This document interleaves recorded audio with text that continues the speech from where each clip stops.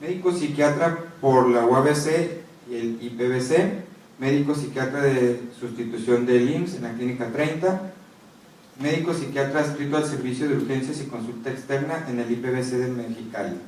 Como datos adicionales, certificado como médico psiquiatra por el Consejo Mexicano de Psiquiatría AC y socio activo de la Asociación Psiquiátrica Mexicana AC. Tema a impartir: depresión como factor de riesgo para la diabetes mellitus tipo 2.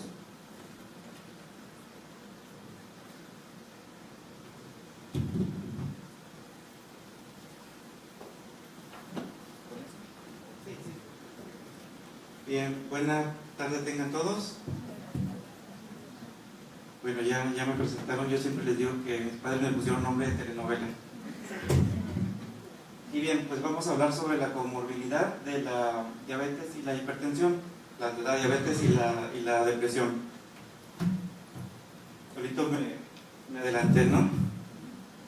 Vamos a tener como consideración siempre que tengamos a un paciente, independientemente de la alteración o la patología que estemos viendo, ya sea del área general o del área psiquiátrica, siempre que es muy importante tomar varios rubros. Llega el paciente y algo que quiero anticipar es el hecho de que sobre la práctica me he dado cuenta, por ejemplo, una vez que uno empieza su andar, que bueno, ciertas áreas de la medicina están diseñadas para dejar de ver al paciente, pero pues déjenme les digo que ustedes son los que más tienen que ver al paciente, ¿sí?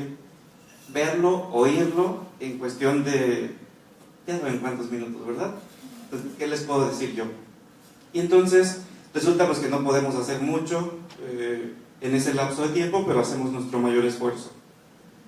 En psiquiatría es muy importante, antes de entrar de lleno, hablar de que cualquier modalidad psicosomática, hoy por hoy cualquier entidad o patológica, incluso dentro del patrón del individuo que vaya a un control sano, debemos considerar estas vertientes, ¿sí? El área biológica, el área psicológica y su entorno social.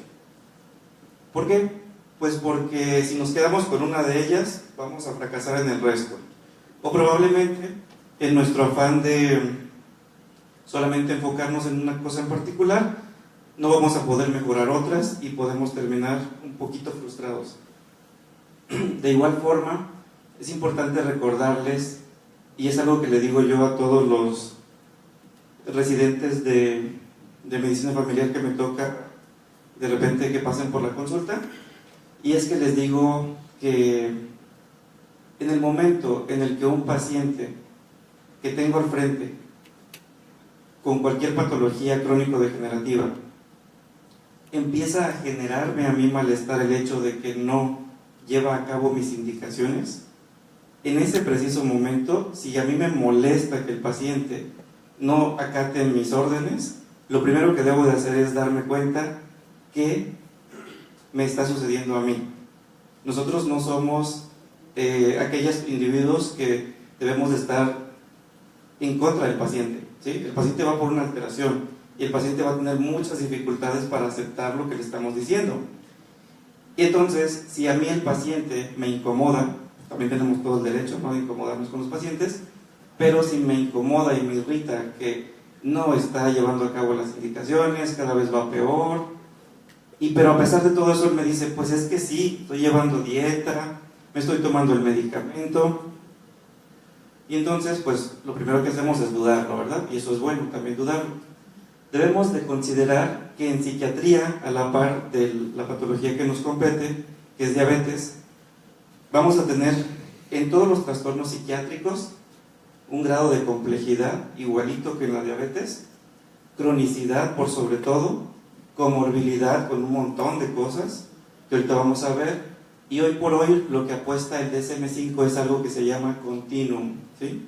Continuum quiere decir, y es la nueva estructura de DSM-5, que dice, ok, lo que hoy yo en mi consulta vi como un trastorno de ansiedad, probablemente en 5 o 10 años termine siendo un trastorno bipolar. Lo que hoy vi yo en un niño que tiende a ser aislado, que prefiere estar solo, que no quiere interactuar con otros, que incluso en algún punto tiene conductas autolíticas y tiende a la depresión, puede terminar como una personalidad premórbida del grupo A de trastornos de la personalidad para pasar a ser un paciente esquizofrénico en el futuro, ¿sí? De esa forma es como va considerando DSM-5 las patologías. Entonces hizo una reestructuración que vamos a ver adelante en una clasificación. Traté de evitar la epidemiología, pero bueno, vamos a tener que hablar de epidemiología, ¿sí? Es demasiado aburrido, yo lo sé, pero es necesario.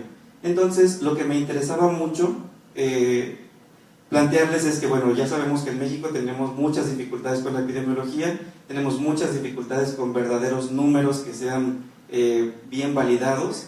Sin embargo, la primera encuesta que les voy a mostrar fue realizada por la doctora Marilena de la Mora en la Ciudad de México, y si ven, 2003, no hay una actualización al momento.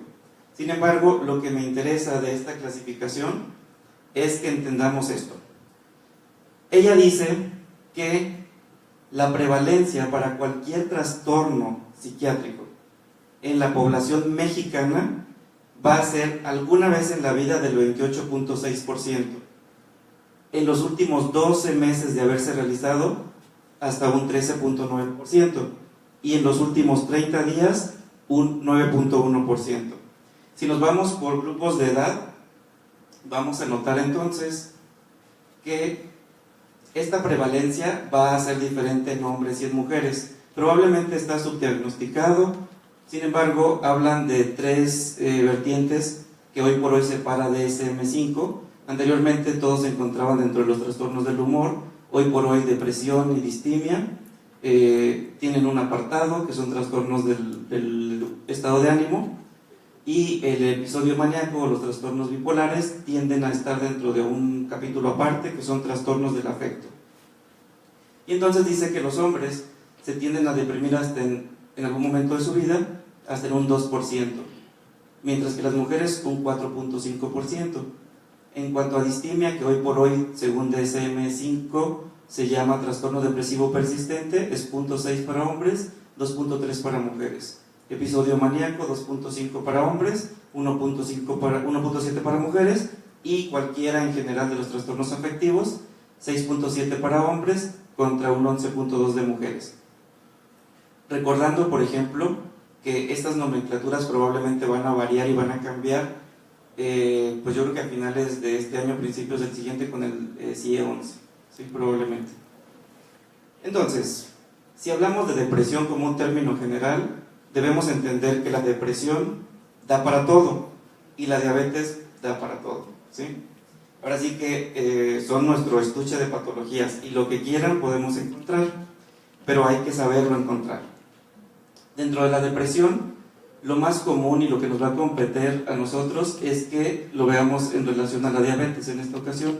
Sin embargo, todo esto tiene relación con la depresión y tiene relación con la diabetes.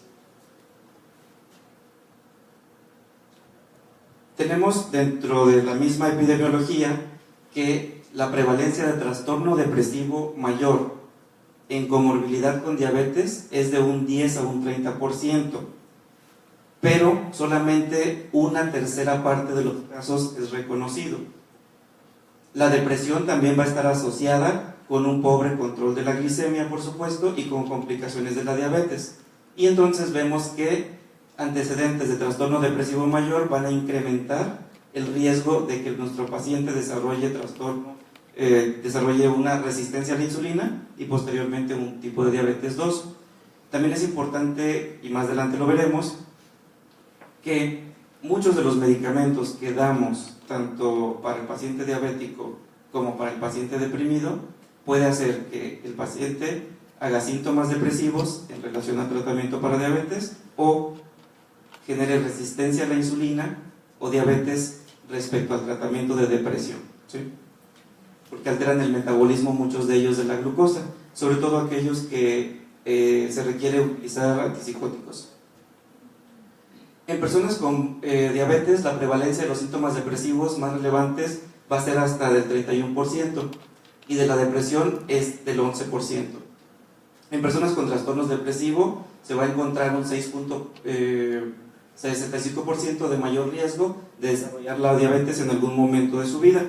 Y el pronóstico tanto de diabetes como de depresión, así como las complicaciones y mucha resistencia por parte de nuestros pacientes al tratamiento, pues va a ser cada vez más alto, sobre todo en la medida de cómo yo le planteé al individuo que tengo al frente el hecho de tomar el tratamiento o el hecho de validar lo que él me está diciendo.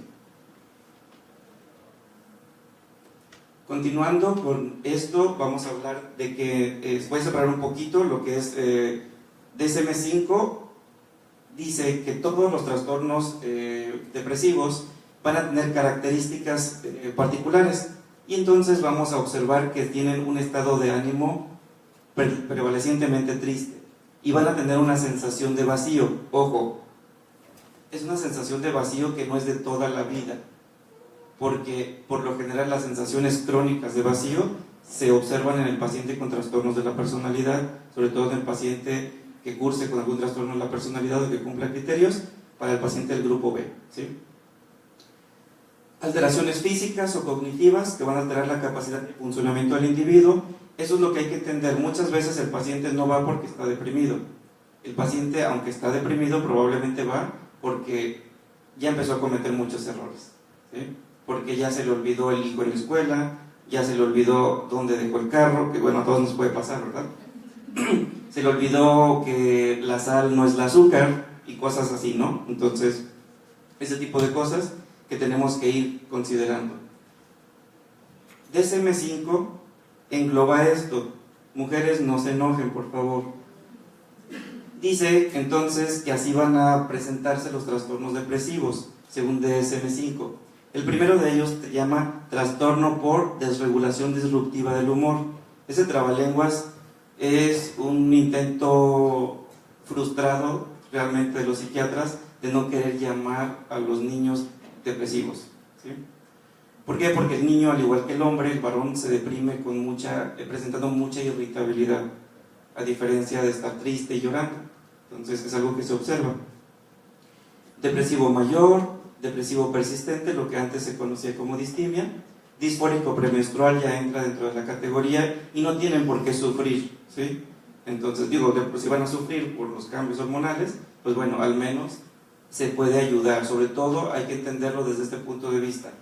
Puede haber personas, sobre todo mujeres, que tienen alguna comorbilidad con algún trastorno de personalidad, y eso las va a hacer más susceptibles a que disfuncionen, y eso es lo que nos interesa, pues, que la paciente o que el individuo que está en una edad reproductiva, que está en una edad productiva incluso, pues no falta el trabajo porque se está sintiendo mal, y efectivamente se sienten mal, ¿sí?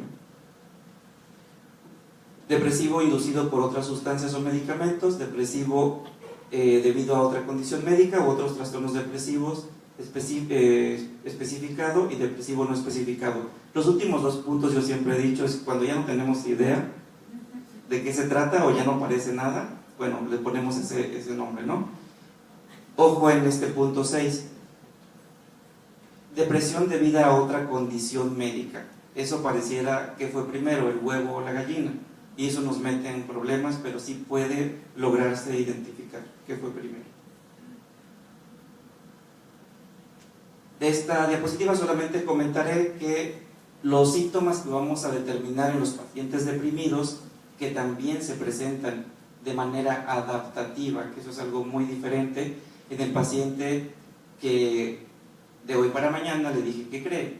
Pues bueno, tiene diabetes y ahora tiene que hacer modificaciones en su estilo de vida, pero no tengo tiempo para escuchar cómo se siente, ¿sí? Eso lo hablamos después, en la siguiente cita, ¿no? Entonces el paciente empieza con una resistencia, por supuesto, y ellos dicen, pues es que ni siquiera me lo dijo con calma. Bueno, es que aunque se lo haya dicho con calma, usted en ese momento no estaba en condición de decir, me lo dijo con calma, ¿no? Es como cuando todos los pacientes tienen y dicen siempre que los oncólogos les dicen las cosas bien feas. Probablemente no todos los digan, pero en ese momento, ante esa negación y ante ese enojo, pues ellos así lo perciben. Y también no hay que desacreditar, pues hay que validar eso que el paciente está diciendo, ¿sí? ¿Por qué? Porque no se trata de generar conflictos con el paciente, Se trata de generar un enganche terapéutico con él, ¿sí? Y que nos va a costar cada vez mucho más trabajo. Y entonces resulta que cuando el paciente ve que yo me enojo porque no se toma el medicamento y le levanto la voz y le regaño, él mentalmente dice, pues ahora no me lo voy a tomar, para que vea. Y después uno es el que lo ve, finalmente. Entonces, estos síntomas que vamos a ir viendo, tanto anímicos, motivacionales, conductuales y por sobre todo cognitivos. Es importante que nos demos cuenta que en cada etapa de la vida vamos a tener un patrón de presentación diferente. Los chiquitines con diabetes tipo 1 van a tener también muchos riesgos y ahí nos enfrentamos a otros problemas. ¿Cómo le digo yo a un niño que tiene que cuidar toda su dieta cuando el mundo de los dulces, golosinas y demás está a la vuelta de la esquina? Y a la gran mayoría de niños que les preguntamos, ¿cuál es tu comida favorita? Pizza, hamburguesas, hot dogs y cosas así, ¿no? Entonces todos esos snacks que nos pueden dar broncas, también hay que ir aprendiendo a cómo pedirle al niño que nos ayude, y sobre todo a los padres.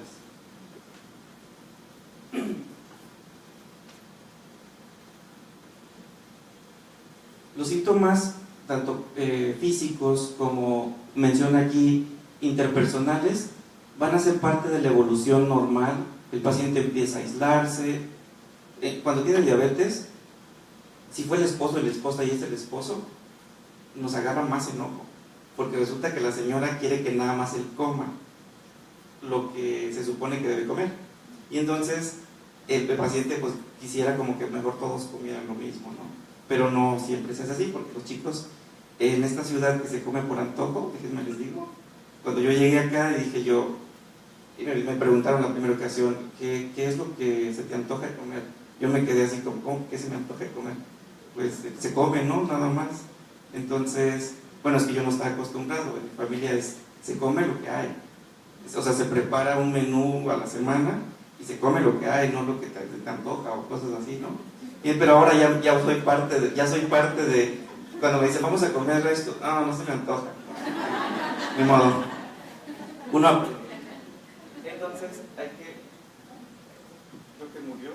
Hay que recordar, por ejemplo, que los síntomas físicos no solamente los va a tener el paciente con depresión, también los va a empezar a presentar el paciente que tiene diabetes.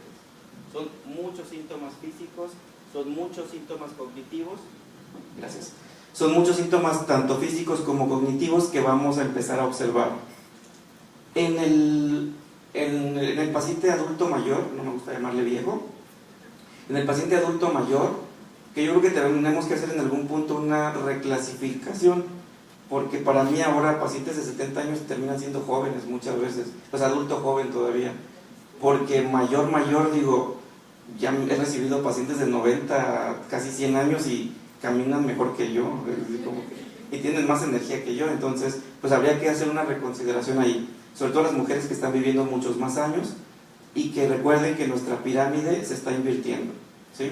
Muy pronto solamente veremos adultos mayores y los jóvenes pues van a reducir. Entonces, en estos síntomas físicos y síntomas cognitivos me interesa recalcar que el paciente, si está en la tercera edad, es un adulto mayor y empieza con cambios cognitivos y cambios emocionales a la par de diabetes, ahí estamos metiéndonos en más problemas, porque probablemente es depresión, probablemente es diabetes y probablemente es un inicio de lo que se va a estar dejando ver de un trastorno neurocognitivo antes llamado demencia, ¿sí?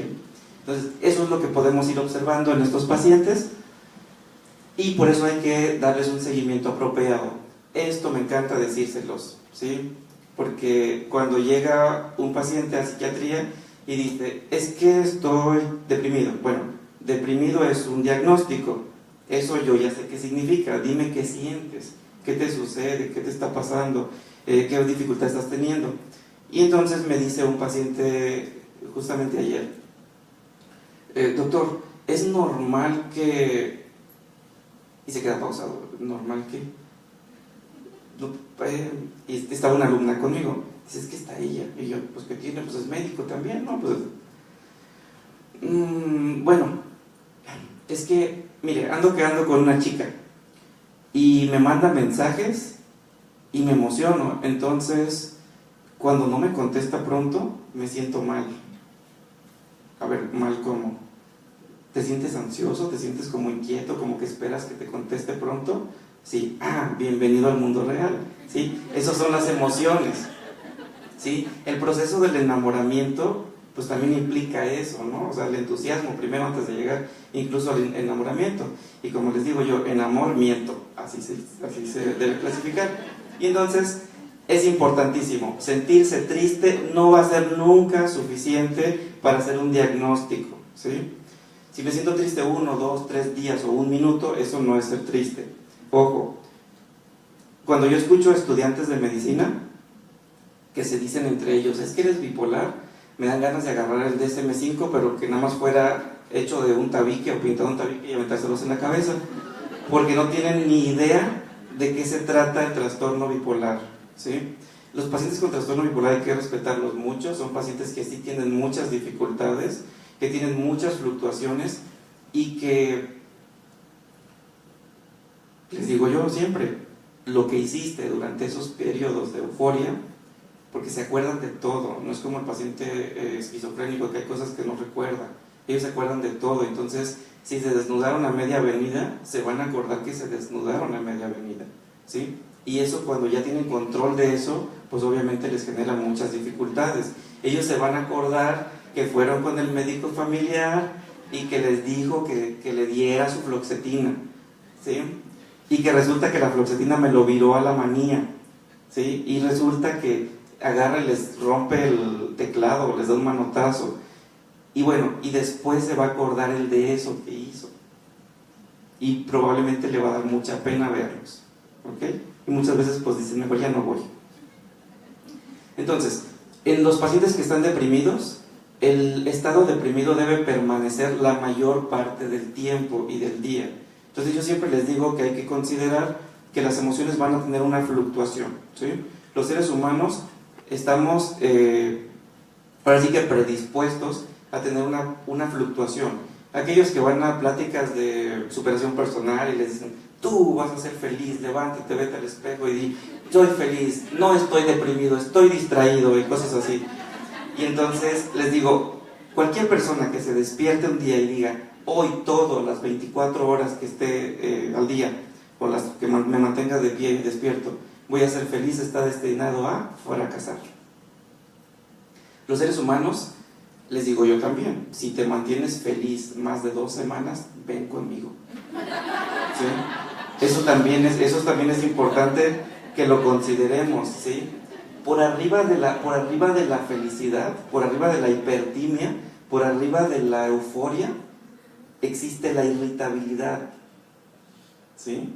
Existe la irritabilidad y probablemente estamos viendo un episodio de hipomanía, entonces habría que ver, ¿no? Entonces, por eso les digo, todos los extremos hay que considerarlos. No estamos diseñados para eso, por supuesto.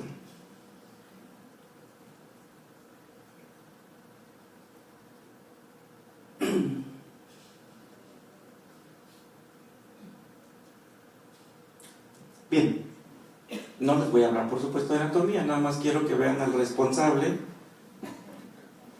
que es el sistema límbico, y ese es el responsable de que nuestros pacientes no tengan control de los síntomas muchas veces. Ya le mandé a hacer pruebas de función hepático, le mandé a hacer colesterol, triglicéridos, todo lo que se les pueda imaginar, la hemoglobina glucosilada, que es fundamental, y resulta que no está controlado. Y resulta que tiene 3 hijos adictos, que no puede pagar la luz, que, ok, aquí está el responsable, ¿sí? Nuestro sistema límbico tiene mucho que ver para que active respuestas a estrés normales, ¿sí? Entonces hay que entender también que hay una ansiedad normal y una ansiedad patológica. Y también es importante recalcar, la ansiedad como tal, como mecanismo de defensa, no es algo que yo busque quitar, ¿sí? Si una persona va conmigo para que le quite la ansiedad, pues le digo, mejor no vengas. La ansiedad es la que te ayuda a funcionar, la que te ayuda a hacer las cosas.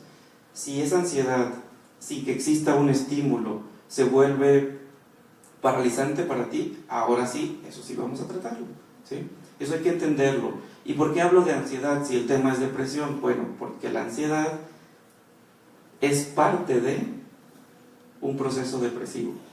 ¿Y por qué ansiedad? Pues porque si la persona era muy funcional y de un día para otro ya no es funcional, pues eso le va a generar angustia. Y luego tiene a la familia que le dice, es que te estás haciendo, eres bien huevona, es que no me lavaste la ropa. Y el esposo, pues es que ya ni cocinas.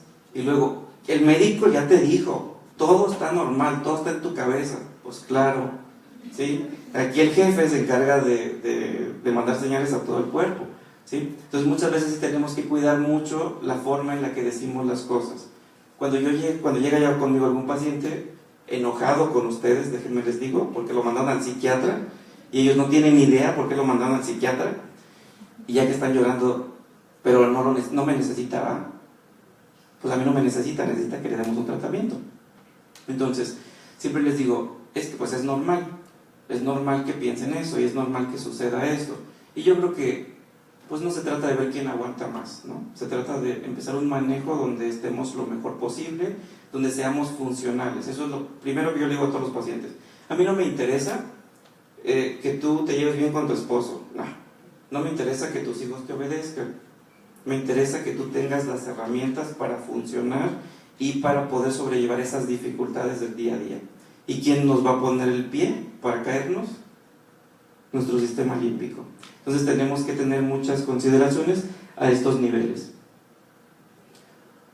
Bueno, va a haber muchas complicaciones, pero me voy a saltar hasta una presentación que dice principalmente estos problemas, ¿sí? Las personas con depresión y diabetes van a tener muchos problemas en diferentes ámbitos, porque nos va a ser muy difícil identificar algunas cosas e identificar otras, ¿sí? ¿Qué es lo primero que debo de ir haciendo yo para ir descartando? Bien, pues mi paciente, ya lo diagnostiqué de diabetes, bueno, ya tengo los controles, yo ya estoy seguro que tiene diabetes, o este paciente ya tiene 10 años con diabetes, pero de repente llega un día que ya no fue a la consulta, y no fue a la consulta, y luego otra consulta, mejor manda a la hija, y después otra consulta, es que no tuvo tiempo, y probablemente es más bien que ya está teniendo síntomas físicos, síntomas cognitivos, e incluso síntomas propios de una probable alteración secundaria, obviamente, al proceso degenerativo que tiene la propia diabetes, ¿sí? Entonces, tenemos pues que las personas con depresión pueden intentar regular sus emociones consumiendo algunas sustancias. Las sustancias no las elige el individuo. Somos el primer lugar a nivel república en consumo de drogas legales y ilegales, ¿sí? De ambas. Y entonces resulta que yo no elijo la sustancia me elige a mí. ¿Por qué? Porque si yo consumo marihuana pero tenía antecedentes de hiperactividad y ansiedad, pues ahí puedo a lo mejor aprender a relajarme. Si soy ansioso y consumo marihuana, pues me voy a relajar a lo mejor. Si soy tímido, decaído y estoy deprimido, pues le voy a entrar, dicen los pacientes, al Chuck's Nice, que es Ice, ¿no? Más bien. Entonces así dicen, ¿no? Es que aquí uno viene a hablar con la verdad, ¿no? Pues es que yo nada más consumo así poquito. Pues pero lo que consumas te está generando mayores dificultades. Y es en esos pacientes en los que tenemos muchas dificultades. Imagínense el daño que están generándose al consumir la sustancia. No tomar sus medicamentos, no llevar una dieta apropiada, pues en algún momento el cerebro va a botar, ¿sí? Y lo puede sacar de la realidad, y puede tener depresión, y puede tener un montón de síntomas. Y algo importante, problema, que aquí probablemente no lo puse. Decirles, échele ganas. Ese es uno de los problemas que tenemos la gran mayoría. El paciente no tiene que echarle ganas, ya le echó ganas, ¿sí? El paciente tiene que aprender a responsabilizarse, no a responsabilizarnos nosotros. El que tiene el padecimiento es el individuo que tengo al frente, y al que le debo de poner en perspectiva es a él, no a mí. Él tiene que tener claro que mi papel no es, y es algo que yo les digo de repente, tengo la cara de maldito y le puedo levantar la voz y puedo hablar fuerte, pero ¿qué cree? Usted no viene aquí a que yo lo regañe, a que le resuelva la vida, a que le diga qué hacer, cómo hacerlo y cómo educar a sus hijos, por supuesto que no. Pero bueno, se supone que soy el experto en ciertas cosas y por supuesto que entonces en relación a eso vamos a tomar en consideración muchas alternativas, ¿sí? Mi trabajo termina en el momento en el que le explico los pros, los contras y le doy el tratamiento.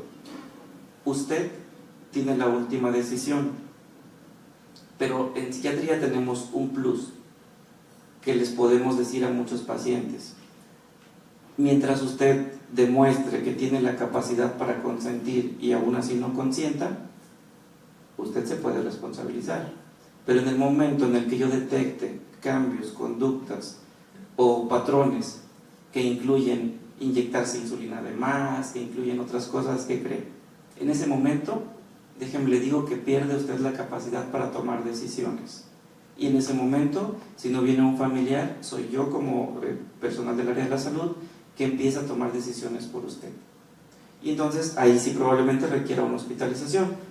Dependiendo de la institución donde se elabore, dependiendo del área donde se esté, podemos tomar ciertos lineamientos, pero es algo importante. El paciente diabético, el paciente que tiene algún tipo de diabetes, del que sea, inclusive las mujeres que hacen diabetes gestacional, nos debe quedar claro que si no logramos esos controles, cada vez van a ir en detrimento, cada vez les va a ir peor, ¿sí? Y entonces nosotros lo sabemos, pero el paciente no lo sabe.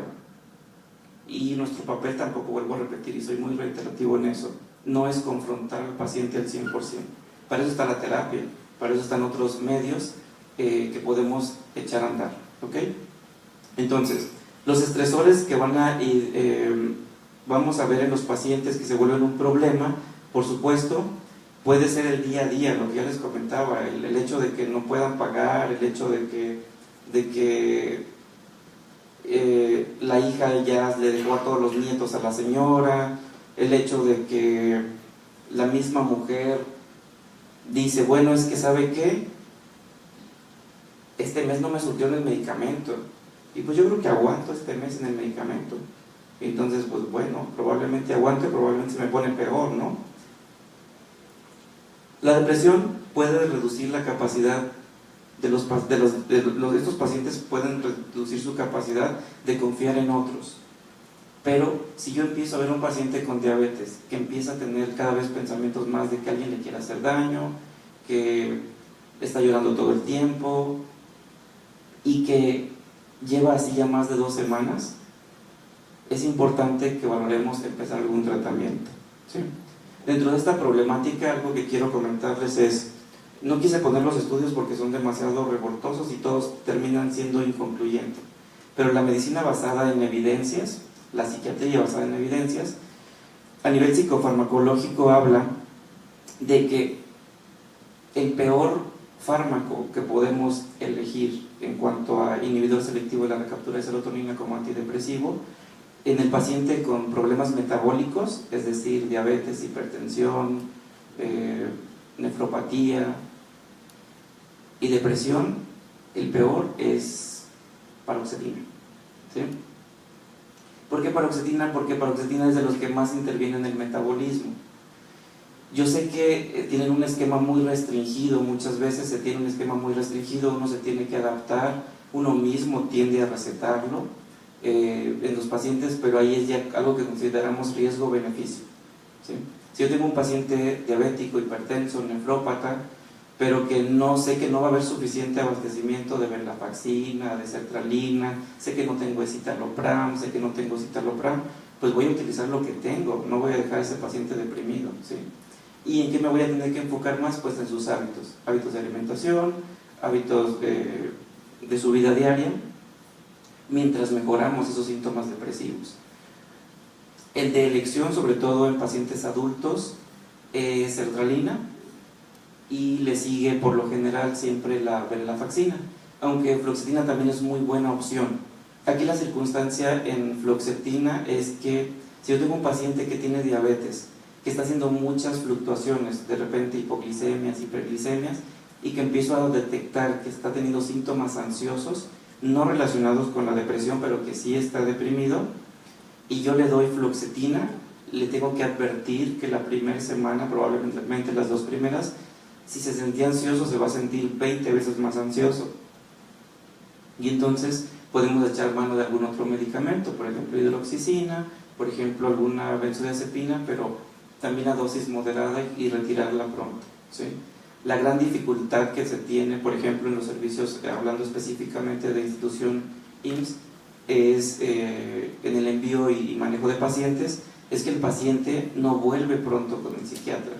Y entonces resulta que si yo le empecé un antidepresivo al paciente con diabetes, hipertensión y que ya es nefrópata, corrijo, y le empecé, no sé, venlafaxina y le empecé un cuarto de alprazolam, un año después de que yo lo vea me va a decir, ¿qué cree? Tengo ahí toda la venlafaxina y lo único que me cayó bien fue el alprazolam, ¿sí? Entonces así como que, ¿qué cree? Pues hizo todo lo contrario, ¿no? Y entonces resulta que, a ver, pero se le explicó que el de mayor apertura es la venlafaxina y que la venlafaxina tarda 2 a 3 semanas en hacer efecto, al mes debemos valorar el aumento, pero ya no vuelve pues con nosotros. Y luego no se les permite aumentar dosis en algunos medicamentos en particular. Entonces tenemos muchas dificultades en esos aspectos. La elección del medicamento siempre va a depender de los síntomas que predominen, sobre todo en el momento en el que llega el paciente conmigo. Porque si el paciente me empieza a decir que estaba ansioso, deprimido, se quería matar, y yo no le pregunté hace cuánto, probablemente lo voy a mandar de urgencia, y eso a lo mejor fue hace 10 años, ¿sí? Entonces eso puede suceder, y yo lo entiendo, a todos nos pasa, porque pues el tiempo luego no nos alcanza, pero sí tenemos que tener muchas consideraciones en esos pacientes. Debemos de buscar alternativas. Cuando yo he hablado con las diferentes instituciones, jefes y demás, de bueno, y es que ¿cómo le voy a hacer? O sea, ya no puedo voltear a ver al paciente porque si no, no le entrego todos los documentos que le tengo que entregar. Y entonces, bueno, pues ¿qué puedo hacer? Pues bueno, ahí vamos ideándonos, ¿no? Y vamos buscando alternativas. Y entonces, ¿qué es lo que voy a hacer? Yo la verdad lo que hago es, voy optimizando tiempos. Al paciente que puedo ver pronto y vete ya, lo veo pronto y vete ya, ¿sí? Y al que no, pues ni modo, que se esperen los demás, ¿sí? Y al final de que se terminó mi jornada y alguien está esperando el consultorio, pues también, sorry, pues, pero no puedo, ¿sí? Hay pacientes que necesitan más tiempo, sí, hay pacientes que lo necesitan. Entonces es importante todo esto que les estoy comentando. Vuelvo a repetir, dentro de los tratamientos para depresión el ideal es sertralina, dentro del stock que se tiene, por ejemplo, en Seguro Social, seguido de la venlafaxina. Paroxetina es muy buen medicamento, sobre todo en pacientes diabéticos, pero que predominan principalmente en ansiedad, ¿sí? Ahora, el medicamento en cada individuo va a actuar de manera diferente. Mi paciente, por ejemplo, que le digo yo, ¿sabe qué? Tómese la paroxetina en la mañana. Lo más común que suceda con paroxetina es que les dé sueño. Entonces, y hay que empezarla por la noche, idealmente. Pero resulta que hay pacientes que se la toman y les da pila, entonces, ¿sabe qué? Pues tómense en la mañana. Entonces, sí, podemos ser flexibles en eso. En el medicamento, todos los medicamentos, sobre todo cuando el paciente diabético que empieza a tener, por ejemplo, muchos malestares gastrointestinales, probablemente relacionados con la diabetes, con las complicaciones de la diabetes, o ya mismas complicaciones a nivel renal, debemos de considerar que muchas veces les empezamos a dar metoclopramida. Error. Si yo quiero deprimir a un paciente o quiero poner ansioso a un paciente, le voy a dar metoclopramida, ¿sí? Eso está estudiado y está bien determinado. Síntomas extrapiramidales es las que más ocasionan. Muchos pacientes llegan a veces pensando que son síntomas de la diabetes o que estamos teniendo alguna fluctuación y resulta que no, que es la metoclopramida, ¿sí? Hay especialistas que también se ofenden, pues porque el gastro también la receta mucho. Y si yo le digo, ¿sabe qué? Pues se la tiene que cambiar o suspender. Pues sí, pero hay pleitos, ¿no? Tampoco se trata de discutir, pero sí de poner en perspectiva. Quito el medicamento y créanme, se quedan bien tranquilos, ¿sí? Y entonces, si yo no veo todo eso, si yo no veo al paciente como de vista de pájaro, difícilmente voy a darle un plus, difícilmente le voy a ir agregue medicamentos, y mire, este le va a dar para esto y esto para esto, y yo sé que este le va a dar esto, pero le va a contrarrestar esto, ¿no? En psiquiatría así sucede, déjenme les digo, así sucede. Olanzapina es uno de los medicamentos que recetamos continuamente, sobre todo porque tiene un efecto sedativo muy bueno, tiene indicaciones en depresiones severas, en pacientes resistentes, pero es el que yo prefiero evitar, porque está bien estudiada. El paciente que está deprimido y tiene diabetes y le voy a recetar olanzapina, siempre le digo, su médico familiar tiene que estar muy al pendiente de sus cifras de la glicemia. Primero, tiene usted que aprender a comer ciertos alimentos, no porque yo sea jodón, porque la persona que empieza con olanzapina, el primer mes, si no cuida lo que come y sus niveles de azúcar, va a aumentar 5 kilos mínimo. La gran mayoría sube como 10, ¿sí? Porque el antojo que se da, pues se da por papitas y cosas así, nada absurdo, ¿verdad? Entonces eso tenemos que considerarlo. Todos los pacientes que llegan con nosotros, debemos de considerar que en muchas ocasiones, y en la gran mayoría de ellas sobre todo, están renuentes incluso a hacerse los laboratorios, ¿sí? Tienen muchas dificultades, debemos entenderlo, se tienen que estar pinchando a cada rato, pues, ¿sí? Muchos de ellos no saben utilizarlo, el aparato, muchos de ellos tienen muchas otras dificultades, incluso no llevan las medidas higiénicas necesarias, y ahí es otra dificultad que se nos puede generar, ¿sí? Una vez que yo genero una lesión a nivel cutáneo, puedo dejar entrar bacterias, virus y demás, ¿sí? Entonces tenemos que tener muchas precauciones, y así como les enseñamos a todos y a nosotros mismos diariamente, y a veces se nos olvida lavarnos las manos, así tenemos que recordarle diariamente al paciente que tiene diabetes o que está deprimido o ambos, que es importante que lleve a cabo su seguimiento. A manera de conclusiones, vamos a ver otras, voy bien rápido porque quiero, si tienen algunas preguntas antes de que me retire. A nivel de conclusión, vamos a tener que, por lo general, los pacientes con diabetes e hipertensión tienden a ser subdiagnosticados, porque les digo, se enmascara muy fácilmente, pero recuerden, todo paciente diabético, todo paciente hipertenso, todo paciente con algún padecimiento crónico degenerativo, tarde que temprano se va a deprimir. Probablemente no se trata de su neuroquímica como tal, no se trata de sus antecedentes, de su equipo biológico, no. Muchos de ellos se van a deprimir por el medicamento que les estamos dando, que agota las reservas, ¿sí? Que agota las reservas a nivel de serotonina, de norepinefrina, a nivel cerebral. El paciente con diabetes, ¿por qué tiene muchos síntomas depresivos o ansiosos? Pues porque hay que recordar quién de los órganos es el que más necesita glucosa. Pues el jefe, ¿verdad? El cerebro. Entonces, en cuanto empieza a haber muchas fluctuaciones, yo creo que a la gran mayoría les han dicho a los pacientes, ¿no? Le van bajando la glucosa y dicen, hasta siento como que en los ojos se me va bajando, ¿no? Los niveles como si fuera agüita. Bueno, pues justamente, y eso es lo que hay que cuidar mucho. Estos pacientes, aparte de ser subdiagnosticados, están subtratados. Están subtratados en el aspecto de que siempre nos podemos llegar a quedar cortos. La dosis tope de fluoxetina son 80 miligramos, pero si es genérica y de muy mala calidad, pues puedo dar más. La dosis tope de sertralina son 200 miligramos. La dosis tope de venlafaxina son 300 miligramos. La dosis tope de imipramina pues va más arriba de los 200, pero hay que tener muchas precauciones. ¿Por qué no mencioné hace un momento la imipramina? Porque es un excelente medicamento, pero es un medicamento que hay que evitar en el paciente diabético por los efectos secundarios y sobre todo porque puede tener muchos problemas a nivel cardiovascular, ¿sí? Entonces hay que tratar de minimizar la posibilidad de que mi paciente empiece a tener ahora otras complicaciones. Además que el peso que se gana durante la toma de imipramina o amitriptilina va a ser 100 veces más difícil que con cualquier otro medicamento el poder bajarlo, ¿sí? Les cuesta mucho trabajo bajar ese peso, el paciente tiende a tener muchas dificultades y entonces hay que recordar eso.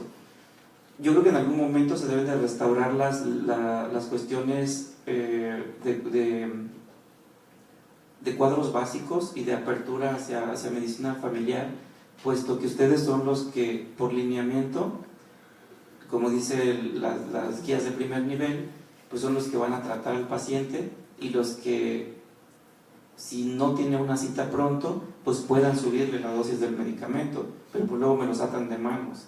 Entonces eso es un grave problema, pues, porque el paciente a veces tiene que esperar un año completo para que yo le pueda decir, ¿qué cree?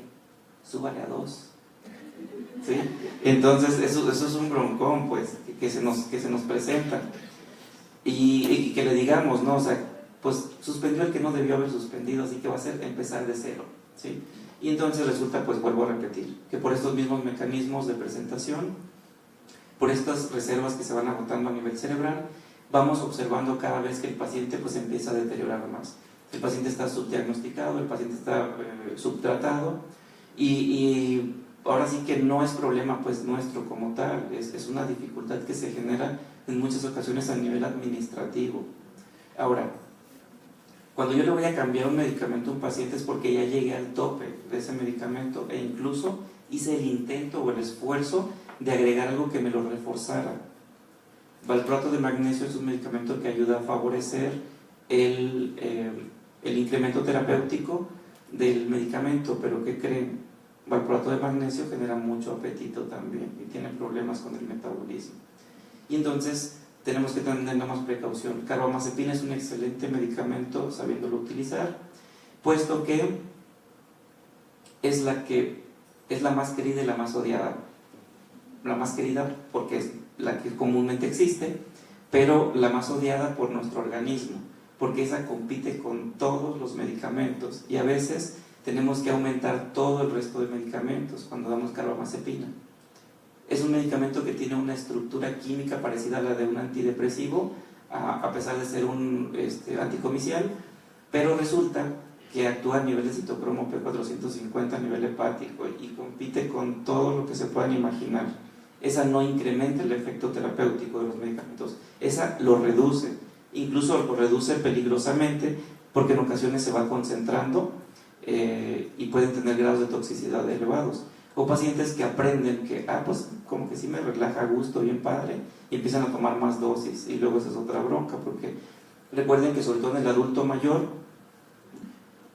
una vez que la función renal, y si a eso le agregamos pues que tiene diabetes, el medicamento se va a ir concentrando de tal forma que en algún momento me puede dar un efecto sedativo severo, que me lo hipotense, que se haga que se caiga, que se fracture, o que entre en un estado confusional agudo, ¿sí?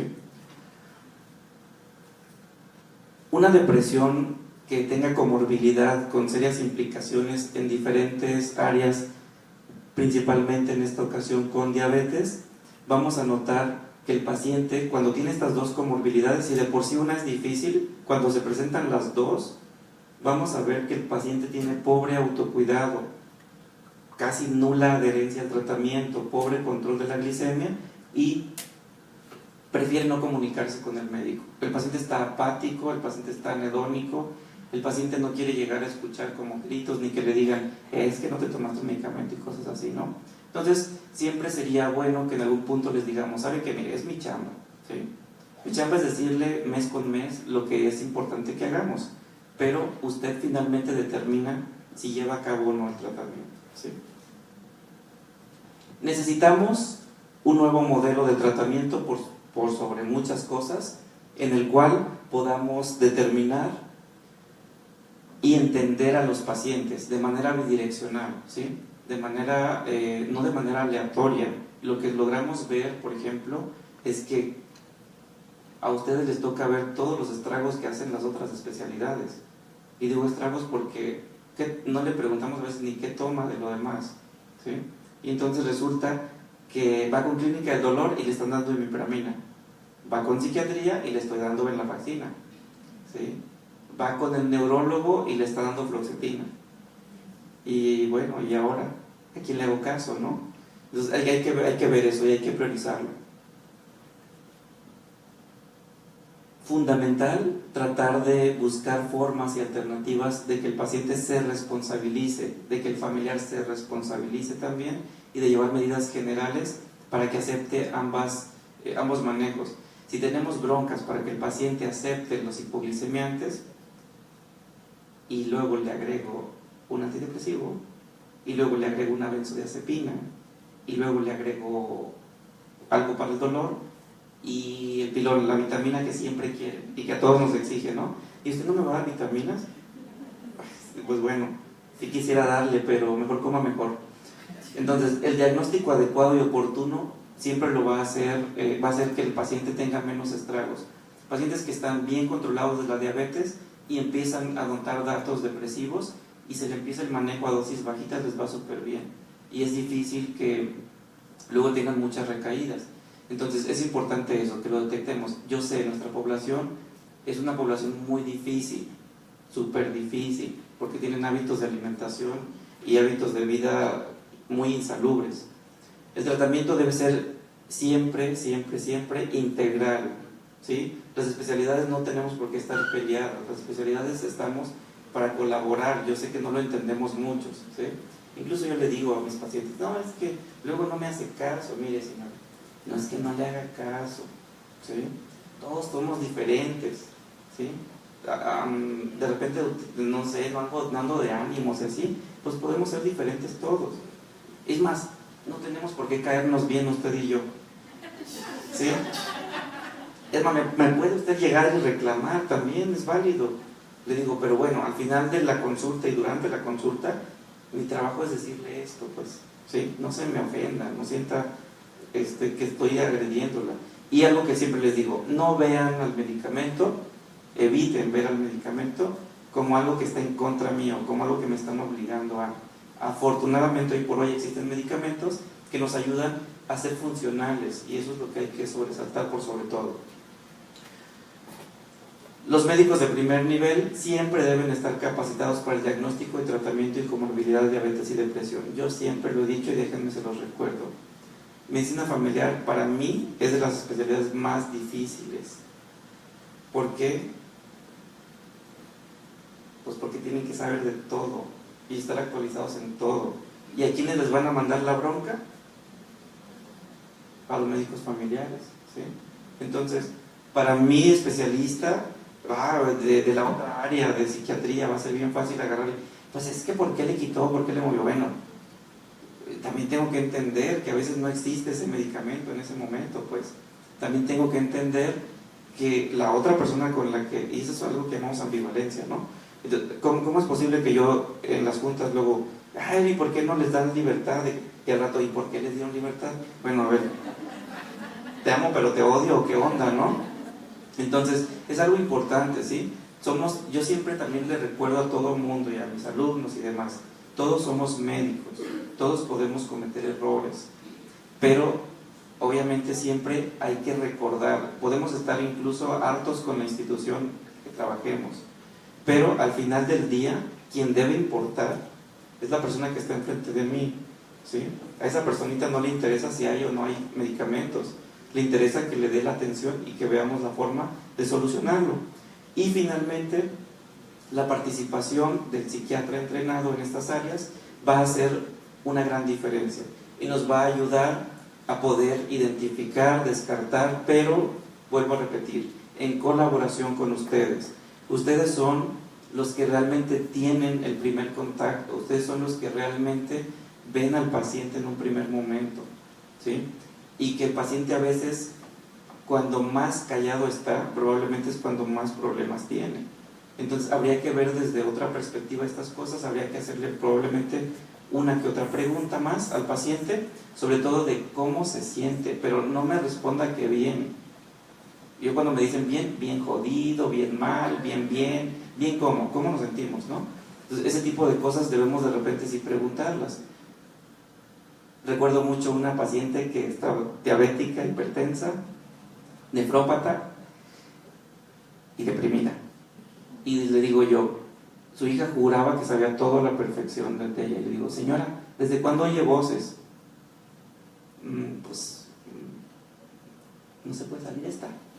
Y yo, pues, ¿quiere que salga? Que se quede pues.